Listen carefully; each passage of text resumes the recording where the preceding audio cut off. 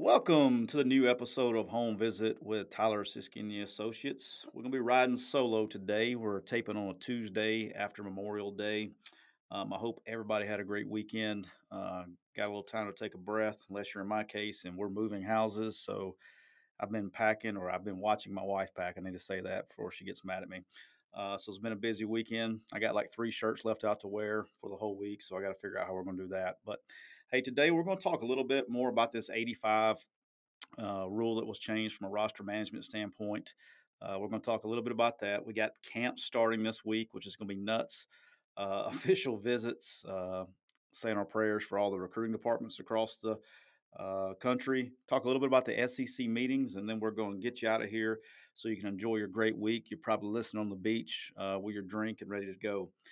Before we get started, I want to remind everybody about our good friends at Cooper Chevrolet and Buick in Anniston. They're here to help you with their new custom ordering service. Get the best pricing, the quickest availability, and save money by getting the exact trim and options you want. To learn more, visit cooperorder.com and find out why it's to your advantage to custom order your next Chevy or Buick. That's cooperorder.com or call Cooper Chevy at 256 236 4481. All right, we're going to jump into this 85 rule. I know we talked a little bit about it with Ross last week, if you listened, but want to really dig into it and explain to the fans exactly everything that's going to go into this, especially from a recruiting standpoint. And let's start with roster management. From this side of it, it gets a little bit easier. It's basically, can you count to 85? All right, before you're going to be able to have 85 guys on scholarship at whatever time. There's not going to be any particular time that you have to meet like it used to be in the old days. So if you lose 13 players, you can add 13 players or whatever it is, but you can only have up to 85 players on scholarship at any given time. So we're doing away with the initials, which we've talked about, and that really is kind of a relief for a lot of the schools who have had a tough time losing kids to the portal and replacing those guys. But there are issues with this, and it's not all snow clouds, bunny rabbits, and My Little Ponies. How are you going to handle your 85? That's going to be the question. Are you under pressure to win? That's the first question we're going to talk about. Are you under pressure to win right now? And if you are, then you're going to go extremely heavy portal and you're not going to worry about developing players. And so you're going to end up getting, if you add a lot of portal players, you're going to continue to have to sign and recruit a larger number of players as time goes on, because you're not just going to do away with signing high school kids. So you're going to be taking these, are going to be a lot of larger classes that you're going to see that you haven't seen in the past. One big thing about this is now you're going to see a larger number of coaches cutting players that can't play. And everybody's like, well, what are you talking about, cutting players that can't play? I thought y'all already did that. And for the most part, guys, that really hasn't happened. I'm not saying it doesn't happen. It just hasn't happened on probably the level that you think it happens. If a kid comes in and he struggles and he can't play, as long as he's doing what he's supposed to do, and I'm talking about, going to class, and he's not causing any other issues, and he's not being a distraction, you're going to see a lot of these coaches keep these guys around and a part of their program, because there are personal relationships that you develop with people. And the way I always looked at it was, if the kid can't play, it's my fault for recruiting him and doing a bad job in evaluating the player for whatever reason. And as long as they don't, again, disrupt the flow of what we're trying to do, they've been left on the team. With this rule, because in the past, if you cut them, you basically hurt yourself for no reason. Well, now, if a kid can't play, now he can be replaced immediately with somebody that can. And so you're going to see a lot more of that go on. And so you're going to see some more people go into the portal, which we're about to talk about with the portal. But that doesn't mean there's solutions for somebody else, because a lot of schools, if they can't play for you, they can't play for anybody. And so you're going to see a lot of these kids getting cut and going in the portal, and which we've talked about a lot, is a lot of these kids can't afford college. And so playing football is their way out and their way to get an education. And you're going to see a lot more guys go in the portal and stay in the portal. And so that's going to be a negative part to that. The next thing, which will happen this December, you're going to see it, and it'll be, really um, new coaches coming in and taking over jobs. And instead of seeing what they have, they will cut. They will probably watch film instead of going recruiting. They'll probably watch the film, figure out who can and who cannot play, and just cut as many as they can. Trim all the fat off the right out of the jump, because you don't put yourself in a box. Everybody kind of expects it. You can go cut 40 guys, then go sign 40 guys, whatever it is. You're going to see that happen a lot, where guys get cut quickly with new coaching staffs come in, and you're going to see that come December. And if you don't think that's going to happen, you're sadly mistaken. So make sure y'all remember that this December, when the new coach comes in, you're going to see a lot of players from that school go immediately in the portal because they're going to get cut. The next thing that I want to talk about from a roster management standpoint is this rule's been put in place for 2 years. So what's next? That's my big question mark that I can't get answered, is what's next? Why only 2 years? I want to give the NCAA credit. I will, if this is really the reason.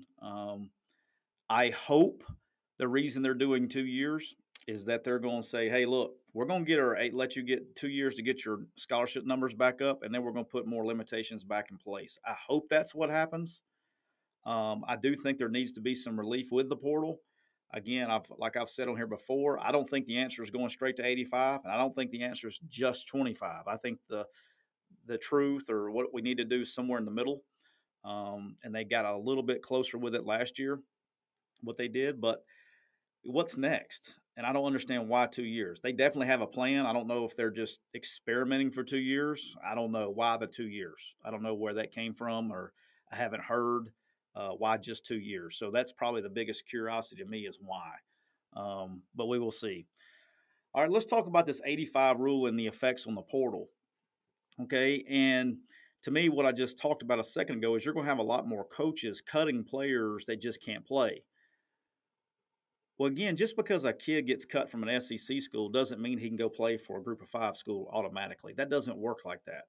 Because if they can't play at that level, there's probably a good chance they can't play at that level either. So you're going to have a lot more kids in the portal, but they're going to be staying in the portal. The next thing is supply versus demand. If you go and say, hey, y'all just go get to 85, I need to win, I'm going to go sign a bunch of portal guys. And again, it's the question I keep asking that I can't answer it either. So I'm not saying this, but nobody has yet to answer to me what happens when there's no one left to sign out of the portal because there's nobody in the portal. That's going to happen if we don't replenish the sport with high school players. So maybe they're saying with this 85, you're just going to encourage some teams to sign more high school kids. I don't see that. I think it's going to continue the way it is until they put some kind of limitation on that. But the supply versus demand on the portal is going to be something that's we're going to start seeing take effect over the next 2 years. So very interesting to see how that works out. What are the effects on the high school recruit? Well, you're not going to see with a premier player, your top, I don't know, let's call it 500 players in the country. They're still going to go to college and all that stuff. But where you're going to continue to see the issue is the developmental player. The guys that are, if you're a fan and you like the stars and all that stuff, like we like apparently, but the 3-star guys, you're going to see a ton of those guys continue to slip through the cracks. This isn't helping that. That's going to continue. I do think once the portal runs out, the supply starts running low in the portal, you're going to start seeing more high school players taken. But I don't think that's this year. I think you're a year or two away in that cycle for that to happen. The last thing I want to talk about is there's not going to be any more excuse to building your team. You're a new coach. You used to get 5 years, but that's long gone. There used to be, hey, we're going to come in, we're going to build this thing up from the ground zero. We're going to go recruit high school guys, and then let us get 3 or 4 recruiting classes in and look to see where we are. Well, that's been long gone, but now there's really no excuse. You're going to be expected to come in and win right away and build your roster right away, almost like even better than an NFL franchise, because you can cut and sign free agents, and there's no contracts, and so you can go there's not going to be any excuse. The only excuse you have is, do you have enough money or not in your NIL deals? There's no need anymore to wait for freshmen to develop. Yeah, I think you need some. I think you need to balance out your roster. That's probably where the roster management needs to be taking place, is to make sure you have your classes balanced so you don't have to go sign 50 kids a year. That's going to be the roster management issues. But there's no reason anymore. And so in a profession that patience is already thin, it's going to get thinner because there's no more excuse anymore of, well, we can only go sign 25 to replace these guys. Trust me, when we came to Ole Miss after the probation year, man, I would have loved to go straight to 85. Couldn't have gone and got some portal guys, but we had to go strictly high school with 31 guys just to have a chance to get back to the 85. That was your only hope. Did I want to do that? No. Did Matt Luke want to do that? No. Did anybody in the building want to do that? No. But it's the only way to get back to 85 to give yourself a competitive chance that year and the years leading up. Like this year, you can't build a program off 56 scholarship kids. It doesn't work like that. So patience is going to get thinner because you can go straight to 85, and I think you'll probably see a little bit of that this year, but you're definitely going to see a ton of that next coaching cycle, because you're going to have a full year to basically go in and figure out what you got to do to get your team back competitive. All right, everybody knows what time of the year it is. It is camp season. So, camps are starting all across the country. It's actually a little bit slower time for us here at Quick Recruiting and Quick U because the colleges are doing camps and official visits, and this is usually June's when we take our vacations and chill out a little bit. But look, they're starting all over the country, and I wanted to. It's been a while since we've talked about this, so I wanted to bring this back up, especially if you're a new listener, probably in the last 6 months or so. But if you have a high school player, or you're a high school coach and you have a player, and they're asked to go or attend a camp by a college coach, go. I say that all the time. Go. If a college coach asks you to come to camp, go. Because they know you're coming. You're going to be on a different list than everybody else. And they're going to evaluate you, and you're going to get a legit shot. So if a coach has ever asked you directly to come, and I'm not talking about you get some random text message with a graphic on it inviting you to camp. I'm talking about you've actually had verbal communication, or your high school coach has verbal communication with a college coach, and they say, hey, we'd love to have little Johnny come work out for us or throw for us at a camp. Go. I don't care what the level is. That's the next thing. It doesn't matter what the level is, because recruiting has changed so much in such a short period of time, to where 3 years ago you may have been a top tier quarterback in the SEC. But now everybody's taking fewer and fewer numbers because of the portal, and so I see it all the time. And I've probably told the story on here. If I have, forgive me, but there was a kid last year, a kid from Mobile. There was a receiver that we made one of our quick gyms, and I would have been dying to get him at Ole Miss 3 years ago. I think he was an unbelievable player. But because of the portal, and because all these teams are taking fewer and fewer spots, the kid ends up going to a FCS program. With 3 years ago, he'd be signing with a mid-tier Power 5, mid-tier SEC kind of program, which we'd love to have him here at Ole Miss. And then the kid ends up going to FCS. And so I say all that to say this is, don't ever think that you're better than who's asking you to come to camp, because you never know. Things happen in this business, especially. You may be all in love with this. It just takes one school to love you, okay? But this school you may be in love with this school, but the coach could get fired in December. And now what?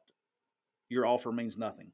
So make sure that you never shut the door on any opportunity, because you never know when you're going to have to cross that bridge again. And I'll give you another example. Let's say you think you're a Power 5 guy, or you got a guy that you think is a Power 5 player, and all of a sudden he's been asked to come to camp by a Group of 5 school. And you're like, no, I'm not, coach. I'm too good for that place. I'm not going. Well, that Group of 5 coach may be getting a big-time job in December, and he's going to remember that. So and the biggest thing I can always explain to high school coaches and to players especially, and I'm really telling the coaches this that are listening to tell your players this, is never burn a bridge, never close a door in the recruiting process, because you never know when you're going to have to cross that bridge again. And even more so now, because now there's this thing called the portal.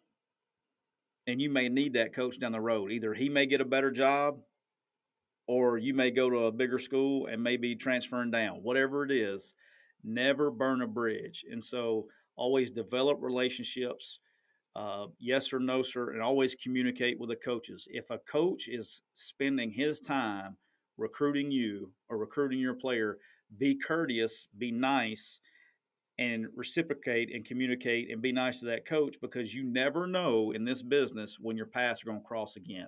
You really never do. It's it is it's something that, I'll be honest here. When I left Ole Miss the first time with Freeze, after everything that happened there, I would have bet you $1,000 I would have never come back to Ole Miss. Okay, I didn't think that would ever happen, but it did. And I say that to say this is, you know, when I left, I was very, it was hard to leave, but I was very conscientious to make sure that I treated people the right way, develop relationships, and handle things in the right way. Whether it was right, wrong, or indifferent for me leaving at the time, I thought it was the right decision for myself and the family, and made sure we continued to develop those relationships. And then on the flip side, when I was at Alabama, a lot of the guys that we were recruiting, Ole Miss ends up signing them. And so, flash forward, I come back when Coach Luke gets the job. I ended up coming back, and I already knew those kids, and the relationships we already had, and it makes things so much easier. So you never know, and Benito Jones is the one that always sticks out to me, because we had such a great relationship in the recruiting process, that when I came back, it was just like I just made things easier, and loved the hell out of the kid, but he's not a kid anymore. But everybody gets the point, is make sure in these camps as you're going, make sure you continue those relationships, make sure you're doing what you're supposed to do with those coaches. Last thing on camps, and I'll always say this and I'll never change. If you go to a camp, participate. Don't go to visit. Coaches are going to they want to see you compete. They didn't ask you to come there to hang out. Go compete. It's tough. It was already hard enough to be a college football player. Now it's harder because you got fewer spots. The competition's getting thicker. Do what it takes to separate yourself. And what I mean by that is this: when it comes down to this final spot, I'm going to take the kid that I know more about, whether I like him or I don't. I'm not talking about whether he may have, or he ran a 4.6. Well, what about this other guy? Well, he didn't run. Well, that tells me a lot. I'm going to take the guy that ran and competed before I'm going to take the guy who didn't, because I know more about the kid. And so when you go to these camps, participate, unless you're injured. I'm going to say that again, unless you're injured, make sure that you participate when you go to these camps, because the coaches want to see you compete, and it will separate you when it comes down to between you and a guy that didn't participate or didn't go to camp. You will be the one selected.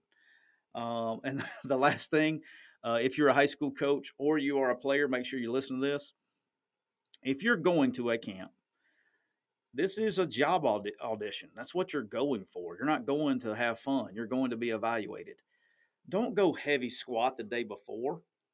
Make sure you get a good night's rest. Make sure you wake up and eat breakfast. You want to treat this like it's the biggest day of your life, because it just may be.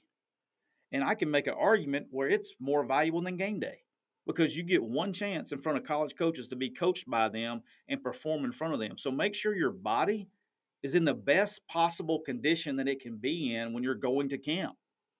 Don't go, stay up the night before, play video games till 2 a.m, wake up, eat a sugary bowl of cereal, and go try to run a 40. Don't do that. Get a good night's rest. Make sure your body's in tip-top shape. Don't go heavy squat the day before or power clean. Make sure you're prepared to go and perform at those camps. And so what I would do if I'm a high school coach or a player, and you got if you're a player or a coach that's got this, you back the days up just like it's a game day. So if you squat on Tuesdays of your Friday night, if that's normal, your routine, then squat 3 or 4 days ahead of the camp. Okay, back your clock up and treat these camp days like game days, so you're in a tip-top shape to go, because you're basically taking a test to see if you're going to be on that college team. There's no different than the combine. If you were going to the NFL combine, you wouldn't go heavy squat the day before. You wouldn't stay up to 3 o'clock in the morning and play video games and get up and eat a sugary cereal and then try to go compete. No, make sure your body's in tip-top shape, rested, and ready to go for those camps. All right, we're going to switch gears, swing over. I guess this is the really talk a little bit about official visits that are really cranked up and starting really some this past weekend. A ton of schools are bringing in official visitors this month. It is, with all of our Quick U clients have been talking to them, and we got some Power 5 schools bringing in 30 plus guys this month. One school has 31 official visitors next weekend on top of camps, and I have no idea how they're doing it with camps. One time at Ole Miss, we brought in 4 guys on top of camp, and I thought I was looking for the tallest building in Oxford, Mississippi to jump out of. But it is so much stress on the recruiting departments to do official visits on top of camps because you're evaluating and you're doing tours with the campers. You're doing entertaining the official visitors. There's just a ton of manpower that's required, no sleep. And this is usually the month for personnel people that they get burnout. If there's a month, this is hell month for all recruiting staffs. It's in the country. It's June. Since the new rules have passed post COVID. This is the second year, the second cycle, and just hold on. It's almost got yet 30 days of it, so just hold on. Today's the last day of May, so starting tomorrow, but just hold on. The next thing is, a ton of schools with NIL are bringing in players really that they can't afford right now. And I say they can't afford from an NIL perspective. But why are they doing that? They're actually trying to build these relationships up with players that they think will be in the portal. And it is a bold strategy, but I think it will probably work. I kind of applaud the foresight and the vision to do that. You only get so many official visits, so I think you have to be careful. You just can't bring in everybody. But there are schools, and I've talked to them, and that are bringing in kids that they know they have no chance of signing in December. No chance. But they're bringing them in strictly on the hope that when they do go in the portal that they will remember that relationship. So, again, if it gets them a couple kids, I think it's worth it. I guess we'll have to let it sort out here a couple of years and see how the strategy works out. But I think that's a bold strategy. But again, I applaud it. I think it's good stuff. Ross was on here last week. Ross Dellinger was on here last week, and he kind of talked a little bit about it because I guess it hadn't released when we taped last Monday. But did a really good article with Lane Kiffin, and Lane was very open, very blunt, like he always is. And he said something that's we've been saying for a while, and I'm 100% agree with, and it's all about the money. It's very different, I think, in the recruiting process to where kids are, the premier kids are really not concerned about your school. They don't care about your tradition. They don't care about your facilities. They don't care, everything has changed.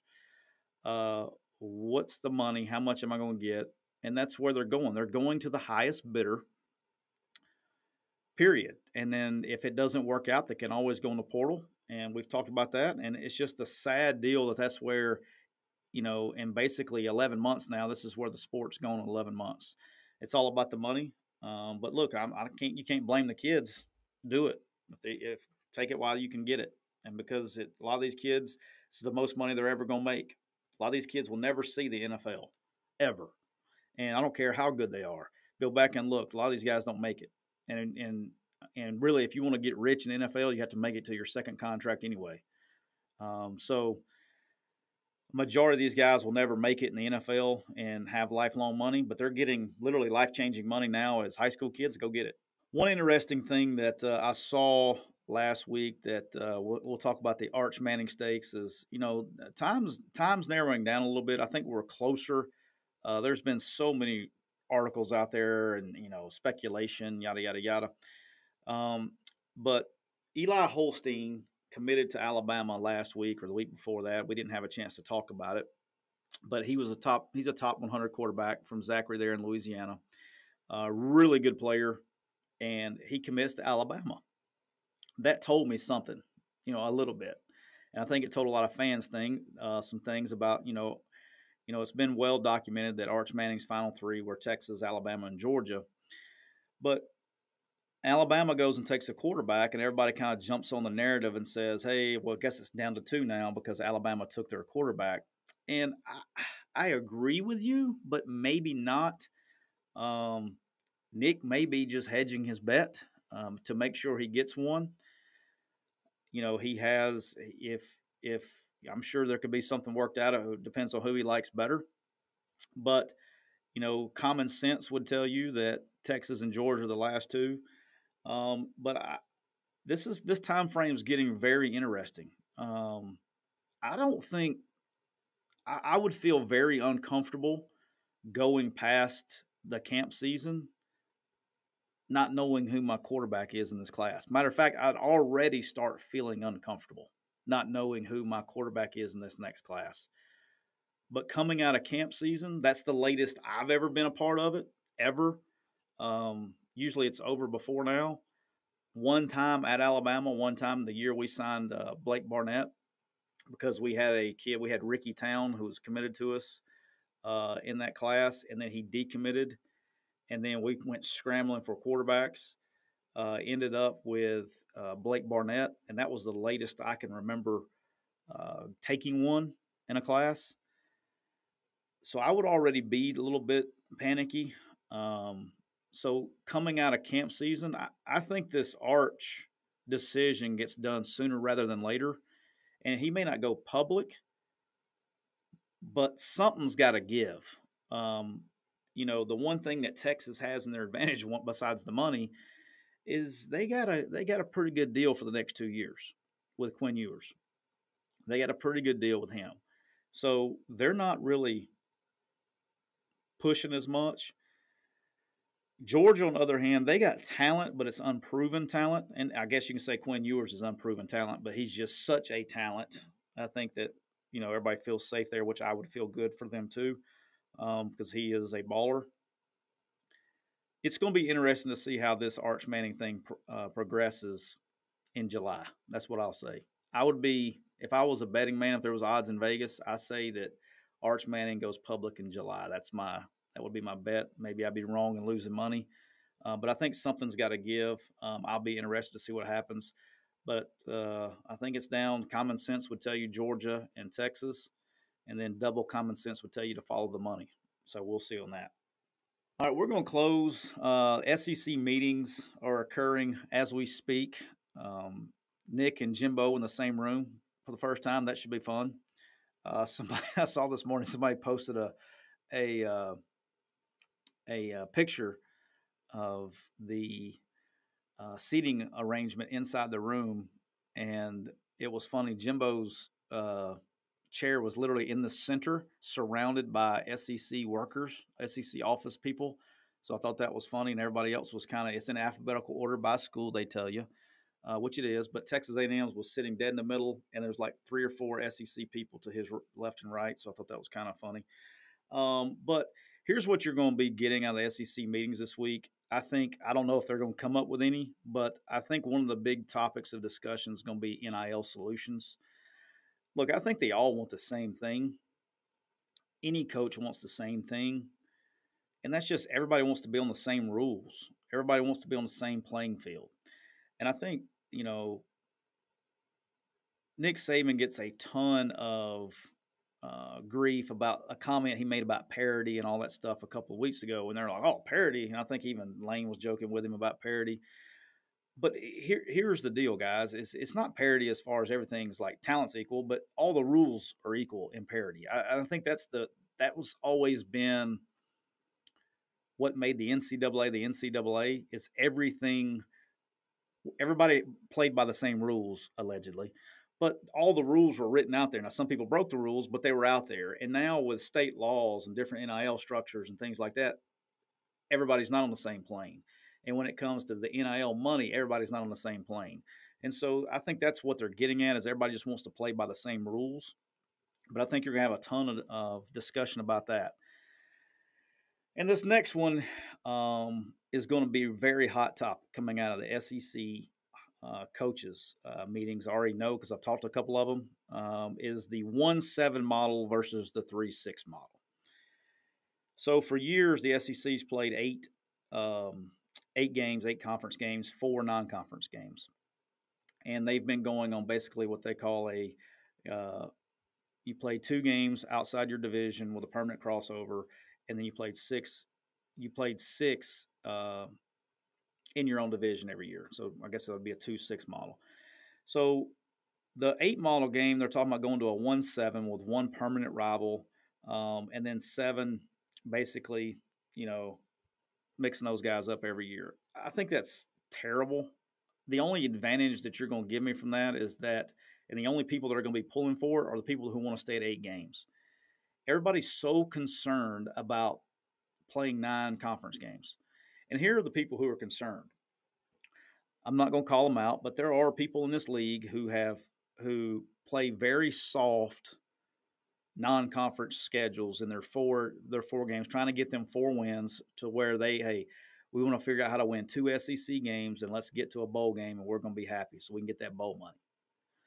That's been a model for some teams for a long time. But guys, this is the SEC, man. And the 3-6 model only makes sense. Here's why I don't like the 1-7 model is you're going to let's take Auburn, for example. They're going to play Alabama every year in a 1-7 model, but they're not going to be able to play Georgia every year. And for the fan, and I'm going to say this again, for the fan of Auburn, the Alabama game is the most important. And I think Cole Kublik, when he was on here, we talked about it a little bit. But when I was at Auburn and I was a player there, most of the kids on our team, especially the good players, were from Georgia.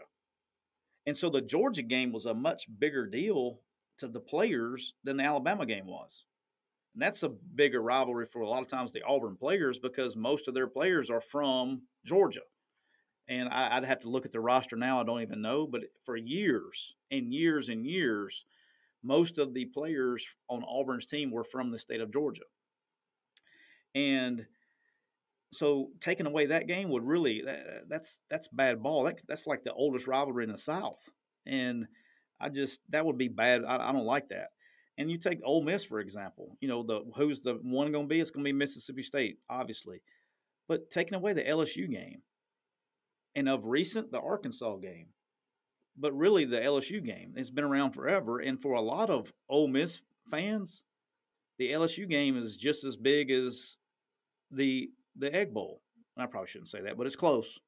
It's a close second. I'll say that. I'm not ever going to say it's first. It's a close second. But it's a big game, and it's got a lot of history in it. And so the 3-6 model makes so much sense on so many levels. All right, one, stop worrying about playing, a Pac-12 team or whatever, because now you just added Texas and Oklahoma. You got a 16-team Super League. Play 3 teams, pick them out, and I think every team can find those. And I think that's very easy. And it's going to be actually who's going to be my third sometimes. But a lot of teams are going to be great with their 3. If it's Florida, you got Tennessee, you got Georgia, obviously, and probably LSU, I imagine. I don't know. But you can find those 3 really easy.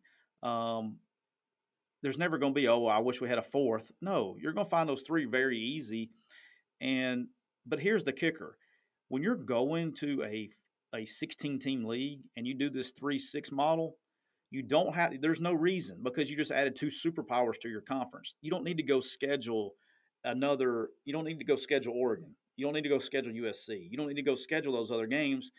You go do 2 group of 5 games, and then you go do a FCS game because you just added that superpower into your conference. But more importantly, this is from a fan's perspective, you're going to get to play, and from a player's perspective, you can say you're going to get to play every single SEC program while you're here home and away. Because you can go, there's going to be 12 teams left. You can go 6 home and home, home and home. So in a 4-year period, you're going to be able to go home and away to every single school in the league. And that's going to create more parity in the league. and it's going to create a better fan experience. And there's going to be, I mean, it's going to be great. Who doesn't want to have, you know, when I was here the first time with Freeze in Texas came in town, this place was a zoo, and I haven't seen it that way since. I mean, it was insane that week. But you get that experience every 4 years, or an Oklahoma Georgia game. Sign me up for that. And there's so many rivalries and things that can be created, and atmospheres. And the 3-6 model is really the only one that makes sense. And the only people that are going to complain are the people who've been scheduling cupcakes for their 4 non-conference games. That's it. But everybody else, if you have a legit, and if you're in this league, you should be wanting to win a national title. And the only way to do that is through strength of schedule. And so the only people that are going to complain about playing 9 games are the people who just want to go to a bowl game every year. And guess what? I'd say this, and if that's what you want to do, if you just want to go to 6-6 and go to a bowl game every year, if that's what you want to do, you shouldn't be in this league, because this is the best league in the business, and you should want to compete in this league, and that's what it's about. You want to be a competitor, you want to compete with the best. Going 6-6 is not good enough. Going to a bowl game is not good enough. If you want to be in this league, you should want to compete for national titles, and that's what you should want to do. But if you're against this rule, in my opinion, you shouldn't be in this league. You should go play somewhere else. There's going to be plenty of leagues looking for people. So maybe you should go play in the Conference USA or something. I don't know. And let people that want to compete for national titles in the league and get a true 16-team super conference, because that's where we're headed. The last thing out of this meeting is going to be the eliminating of divisions. You've already seeing a lot of conferences going to this for next year. I'm all for it. There is going to be a little bit. SEC probably needs to think about it just a little bit, and I'll explain that. But basically, the only reason we have divisions is when the NCAA came in, whatever many years ago, 20 years ago, 30 years ago, and said, hey, you can have conference championship games. I guess it's 30 years ago now. But you need to have divisions, so you'll have an East winner and a West winner, or whatever your two, Coastal, Atlantic, whatever your divisions are. But when they came through, and basically when the Big 12 turned into the Big 10, and they only had 10 schools left, it was basically the top 2 teams. I think that's what you're going to see, is you're going to get the top 2 teams. So what is that going to prevent? So if you got like a one-loss team, like if it was, years ago when LSU and Alabama were basically the top 2 teams, instead of LSU going and playing a 3-loss East team, they're going to turn around and have to play Alabama again. They could eliminate. It's definitely going to eliminate 2 teams from the same. It's going to hurt maybe getting 2 teams in the SEC to the 14 playoff. That could happen. But I'm all for it. It gets the 2 best teams, and basically, in a nutshell, it's just going to turn the SEC championship game into another playoff game. So, which is basically what it was this year. So, you're going to have the top 2 teams. It's going to put more importance, more emphasis on the SEC championship game. I would have loved to have it in play for a long time. I think definitely the kick 6 year we would have probably still been in. So it would have been an Auburn Alabama rematch for the title that year. That'd have been fun. A week after kick 6, that would have been a lot of fun. But that would have been really fun. But it is what it is. But I think you're going to see a lot that going to 23 elimination of divisions and just getting the top 2 teams in the SEC title game.